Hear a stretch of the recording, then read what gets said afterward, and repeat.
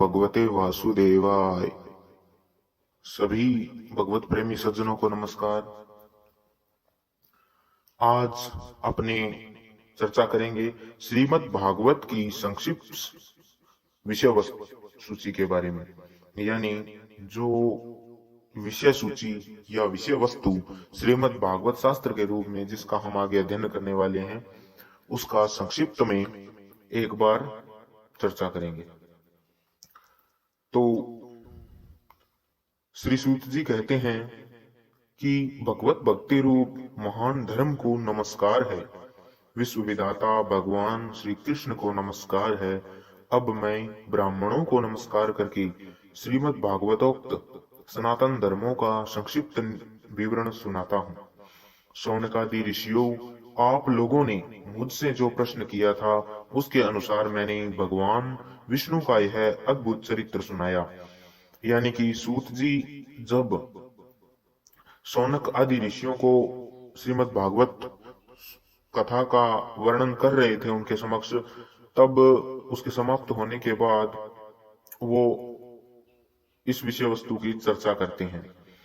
तो अपने इसको पहले इसलिए चर्चा में ले रहे हैं ताकि हमें आगे जो हमें अध्ययन करना है, जिसके बारे में हमें पढ़ना है, तो उसका हमें एक बार संक्षिप्त परिचय मिल जाए।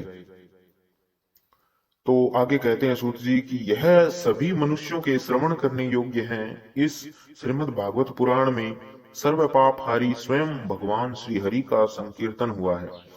वे ही सबके हृदय में विराजमान हैं, सबकी इंद्रियों के स्वामी हैं और प्रेमी भक्तों के जीवन धन हैं। इसी श्रीमद् भागवत पुराण में परम रहस्यमय अत्यंत गोपनीय ब्रह्म तत्व का वर्णन हुआ है।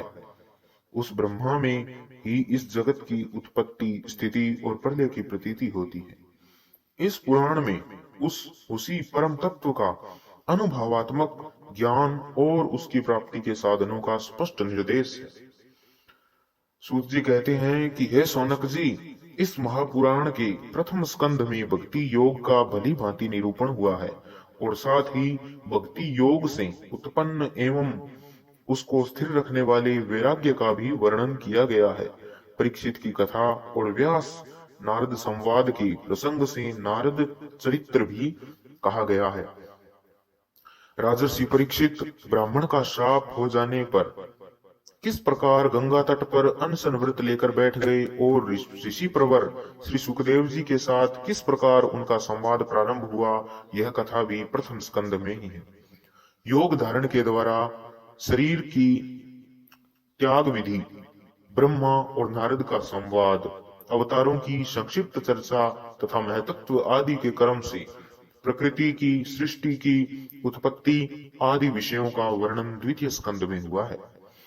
तीसरे स्कंद में पहल विदुर जी और उद्धव जी के, तदंतर विदुर तथा मैत्रेय जी के समागम और संवाद का प्रसंग है।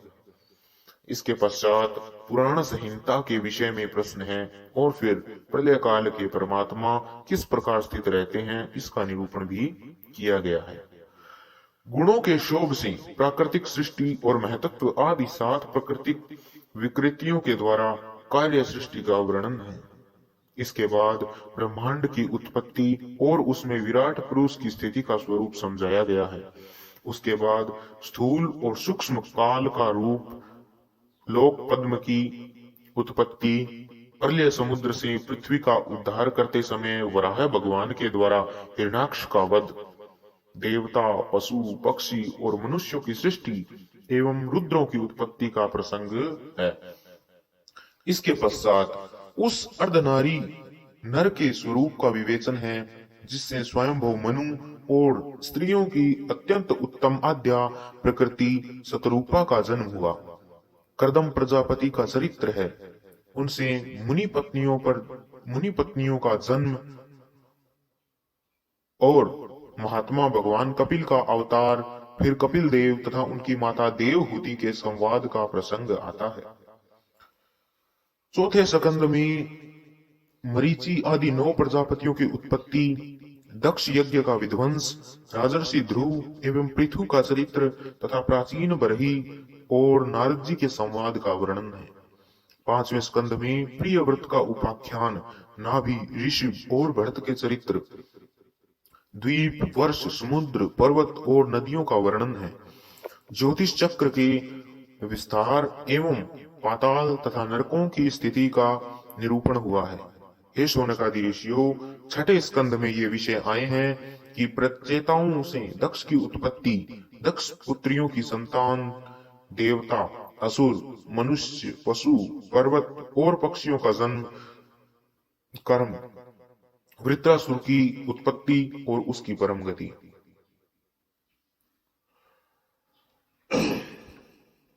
अब 7वें स्कंद में विषय इस प्रकार है कि इस स्कंद में, 7वें स्कंद में मुख्यतः दैत्यराज हिरण्यकश्यपु और हिरण्याक्ष के जन्म, कर्म एवं दैत्य शिरोमणि महात्मा प्रहलाद के उत्कृष्ट चरित्र का निरूपण है।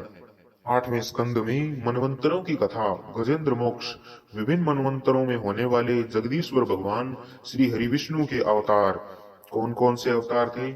कूर्म अवतार, मत्स्य, वामन, धन्वंतरी, हयग्रीव आदि अमृत प्राप्ति के लिए देवताओं और दैत्यों का समुद्र मंथन और देवासुर संग्राम आदि विषयों का वर्णन है। तथा 9वें स्कंद में मुख्यतः राजवंशों का वर्णन है। इक्ष्वाकु के जन्म, कर्म, वंश विस्तार, महात्मा, सुद्युम्न, इला एवं तारा के उपाख्यान है। इन सब का वर्णन किया गया है 8वें स्कंद में। और सूर्य वंश का वृत्तांत, शशाद और नरिग आदि राजाओं का वर्णन, सुकन्या का चरित्र, सरियाती, खट्वांग, मांधाता, सौरभी, सगर, बुद्धिमान, कुकुत्स्थ और कौशलेंद्र भगवान राम के सर्वपापहारी चरित्र का वर्णन भी इसी 8वें स्कंद में है। तदंतर निमि का देहत्याग और जनकों की उत्पत्ति का वर्णन है। हे भृगवंश शिरोमणि, परशुराम जी का क्षत्रिय संहार और चंद्रवंशी नरपति पुरूरवा, ययाति, नहुष, दुष्यंत नंदन भरत, संतनु और उसके पुत्र भीष्म आदि की संक्षिप्त कथाएं 9वें स्कंद में है। सबके अंत में ययाति के बड़े लड़के यदु का वंश विस्तार कहा गया है। हे शौनकादि ऋषियों, इसी यदुवंश में जगतपति भगवान श्री कृष्ण ने अवतार ग्रहण किया था। उन्होंने अनेक असुरों का संहार किया। उनकी लीलाएं इतनी हैं कि कोई पार नहीं पा सकता। फिर भी 10वें स्कंद में उनका कुछ कीर्तन किया गया है। वसुदेव की पत्नी देवकी के गर्भ से उनका जन्म हुआ। गोकुल में नंद बाबा के घर जाकर बढ़े। पूतना के प्राणों को दूध के साथ पी लिया। बचपन में ही छकड़े को उलट दिया। तृणावर्त बकासुर एवं वत्सासुर को पीस डाला। सपरिवार देनकासुर और प्रलंबासुर को मार डाला। दावानल से गिरे गोपियों की रक्षा की।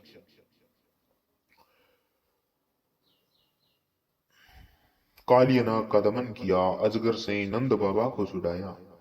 इसके बाद गोपियों ने भगवान को पति रूप से प्राप्त करने के लिए व्रत किया और भगवान श्री कृष्ण ने प्रसन्न होकर उन्हें अभिमत वर दिया। भगवान ने यज्ञ पत्नियों पर कृपा की। उनके पतियों को, ब्राह्मणों को बड़ा पश्चाताप हुआ। फिर आगे गोवर्धन धारण की लीला करने पर इंद्र और कामधेनु ने आकर श्री भगवान का यज्ञाभिषेक किया। शरद ऋतु की रात्रियों में वृज सुंदरियों के साथ रास क्रीड़ा की।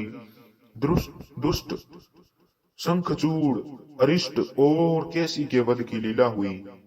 तदंतर अक्रूर जी मथुरा से वृंदावन आए और उनके साथ श्री भगवान श्री कृष्ण तथा बलराम जी ने मथुरा के लिए प्रस्थान किया। उस प्रसंग पर व्रज सुंदरियों ने जो विलाप किया था उसका वर्णन है। राम और श्याम ने मथुरा में जाकर वहां की सजावट देखी और कुवलिया, पीड़, हाथी, मुष्टिक, चाणूर एवं कंस आदि का संहार किया। संदीपनी मुनि के यहाँ विद्याध्ययन करके उनके मृत पुत्र को लौटा लाए। शौनकादि ऋषियों, जिस समय भगवान श्री कृष्ण मथुरा में निवास कर रहे थे उस समय उन्होंने उद्धव और बलराम जी के साथ यदुवंशियों का सब प्रकार से प्रिय किया और हित किया। जरासंध कई बार बड़ी सेनाएं लेकर आया और श्री भगवान ने उसका उद्धार करके पृथ्वी का भार हल्का किया। काल यमन को मुचुकुंद से भस्म करा दिया। द्वारिकापुरी बसाकर रातों रात सबको वहां पहुंचा दिया। स्वर्ग से कल्प वृक्ष और सुधर्मा सभा ले आए। भगवान ने दल के दल शत्रुओं को युद्ध में पराजित करके रुक्मिणी का हरण किया। बाणासुर के साथ युद्ध के प्रसंग में महादेव जी पर ऐसा बाण छोड़ा कि वे जंबाई लेने लगे और इधर बाणासुर की भुजाएं काट डाली। प्राग ज्योतिषपुर के स्वामी भौमासुर को मारकर 16,000 कन्याएं ग्रहण की। शिशुपाल, पौंड्रक, साल्व, दुष्ट दंतवक्त्र, संबरासुर, द्विविद, पीठ, मुर, पंचजन आदि दैत्यों के बल पौरुष का वर्णन करके यह बात बतलाई कि भगवान ने उन्हें कैसे कैसे मारा। श्री भगवान के चक्र ने काशी को जला दिया और फिर उन्होंने भारतीय युद्ध में पांडवों को निमित्त बनाकर पृथ्वी का बहुत बड़ा भार उतार दिया। तो अद्भुत है श्री हरि की लीलाएं। आगे सूत जी कहते हैं कि हे शौनकादि ऋषियों, 11वें स्कंद में इस बात का वर्णन हुआ है कि श्री भगवान ने ब्राह्मणों के शाप के बहाने किस प्रकार यदुवंश का संहार किया। इस स्कंद में भगवान श्री कृष्ण और उद्धव का संवाद बड़ा ही अद्भुत है। उसमें संपूर्ण आत्मज्ञान और धर्म निर्णय का निरूपण हुआ है और अंत में यह बात बताई गई है कि भगवान श्री कृष्ण ने अपने आत्मयोग के प्रभाव से किस प्रकार मर्त्य लोक का परित्याग किया। अब आगे चर्चा करते हैं कि 12वें स्कंद में विभिन्न युगों के लक्षण और उनमें रहने वाले लोगों के व्यवहार का वर्णन किया गया है तथा यह भी बतलाया गया है कि कलयुग में मनुष्यों की गति विपरीत होती है। 4 प्रकार के प्रलय और 3 प्रकार की उत्पत्ति का वर्णन भी इसी स्कंद में किया गया है। इसके बाद परम ज्ञानी राजर्षि परीक्षित के शरीर त्याग की बात कही गई है। तदंतर वेदों के शाखा विभाजन का प्रसंग आया है। मार्कंडेय जी की सुंदर कथा, भगवान के अंग उपांगों का स्वरूप कथन और सब के अंत में विश्वात्मा श्री भगवान सूर्य के गणों का वर्णन है। शौनकादि ऋषियों, आप लोगों ने इस सत्संग के अवसर पर मुझसे जो कुछ पूछा था उसका वर्णन मैंने कर दिया। इसमें संदेह नहीं है कि इस अवसर पर मैंने हर तरह से श्री भगवान की लीला और उनके अवतार चरित्रों का ही कीर्तन किया है। जो मनुष्य गिरते पड़ते फिसलते दुख भोगते अथवा छींकते समय भी विवस्था से ऊंचे स्वर से बोल उठता है, हरे नमः, हे राम, हे ईश्वर, हे दाता, तो वह सब पापों से मुक्त हो जाता है। यदि देश काल एवं वस्तु से अपरिछिन्न भगवान श्री कृष्ण के नाम, लीला, गुण आदि का संकीर्तन किया जाए अथवा उनके प्रभाव, महिमा आदि का श्रवण किया जाए तो वे स्वयं ही हृदय में आ विराजते हैं और श्रवण तथा कीर्तन करने वाले पुरुषों के सारे दुख मिटा देते हैं। ठीक वैसे ही जैसे सूर्य अंधकार और आंधी बादलों को तितर बितर कर देती है। जिस वाणी के द्वारा घटघटवासी अविनाशी भगवान श्री हरि के नाम, लीला, गुण आदि का उच्चारण नहीं होता, वह वाणी भावपूर्ण होने पर भी निरर्थक वाणी है, सारहीन है, सुंदर होने पर भी असुंदर है और उत्तमोत्तम विषयों का प्रतिपादन करने वाली होने पर भी असक्त कथा है। जो वाणी और वचन श्री भगवान के गुणों से परिपूर्ण रहते हैं वे ही परम पावन है, वे ही मंगलमय है और वे ही परम सत्य है। जिस वचन के द्वारा श्री भगवान के परम पवित्र यश का गान होता है वही परम रमणीय, रुचिकर एवं प्रतिक्षण नया नया जान पड़ता है। उससे अनंत काल तक मन को परमानंद की अनुभूति होती रहती है। मनुष्यों का सारा शोक, चाहे वह समुद्र के समान लंबा और गहरा ही क्यों न हो, उस वचन के प्रभाव से सदा के लिए सूख जाता है। जिस वाणी से चाहे वह रस, भाव, अलंकार आदि से युक्त ही क्यों न हो, जगत को पवित्र करने वाले श्री भगवान श्री कृष्ण के यश का ही कभी गान नहीं होता, तो वह कौओं के लिए उच्छिष्ट फेंकने स्थान के समान अत्यंत अपवित्र है। मानसरोवर निवासी हंस अथवा ब्रह्म धाम में विहार करने वाले भगवत चरणारविंदाश्रित परम हंस भक्त उसका कभी सेवन नहीं करते। निर्मल हृदय वाले साधुजन तो कभी निर्मल हृदय वाले जो साधुजन वो वही निवास करते हैं जहां श्री भगवान रहते हैं। इसके विपरीत जिसमें सुंदर रचना भी नहीं है, जो व्याकरण आदि की दृष्टि से दूषित शब्दों से भी युक्त है, परंतु जिसके प्रत्येक श्लोक में भगवान के श्रूयस का नाम जुड़ा हुआ है, वह वाणी लोगों के सारे पापों का नाश कर देती है। क्योंकि सत्पुरुष ऐसी ही वाणी का श्रवण, गान और कीर्तन किया करते हैं। वह निर्मल ज्ञान भी जो मोक्ष की प्राप्ति का साक्षात साधन है, यदि भगवान की भक्ति से रहित हो तो उसकी उतनी शोभा नहीं होती। फिर जो कर्म भगवान को अर्पण नहीं किया गया है, वह चाहे कितना भी ऊंचा कर्म क्यों न हो, सर्वदा अमंगल रूप है, दुख देने वाला ही है। वह तो शोभन वर्णीय हो ही कैसे सकता है। वर्णाश्रम के अनुकूल आचरण, तपस्या और अध्ययन आदि के लिए जो बहुत बड़ा परिश्रम किया जाता है, उसका फल है कि केवल यश अथवा लक्ष्मी की प्राप्ति।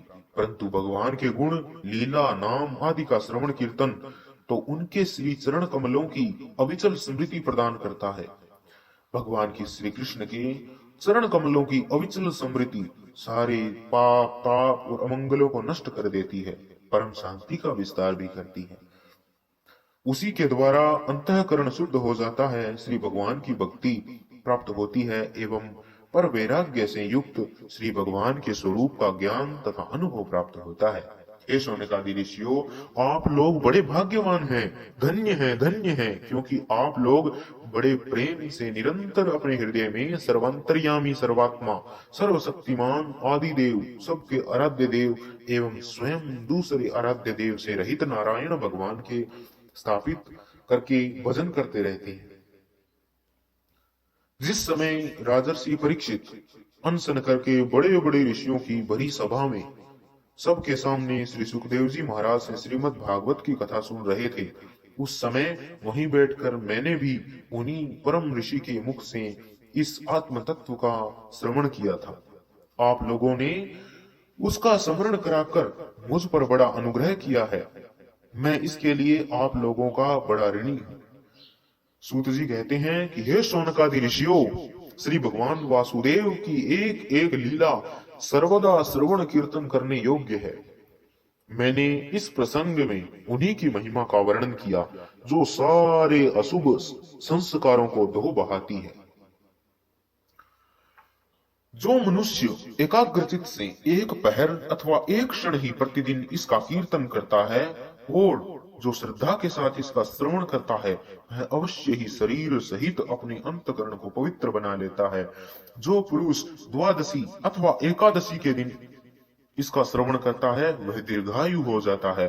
और जो संयम पूर्वक निराहार रहकर पाठ करता है, उसके पहले के तो पाप नष्ट होते ही जाते हैं, पाप की प्रवृत्ति भी नष्ट हो जाती है। यानी कि पापों के साथ साथ पापी बुद्धि भी नष्ट हो जाती है, पाप की प्रवृत्ति भी नष्ट हो जाती है और वह मनुष्य धर्म की ओर अग्रसर हो जाता है। जो मनुष्य इंद्रियों और अंतकरण को अपने वश में करके उपवास पूर्वक पुष्कर, मथुरा अथवा द्वारिका में इस पुराण संहिता का पाठ करता है, वह सारे भयों से मुक्त हो जाता है। जो मनुष्य इसका श्रवण या उसके कीर्तन से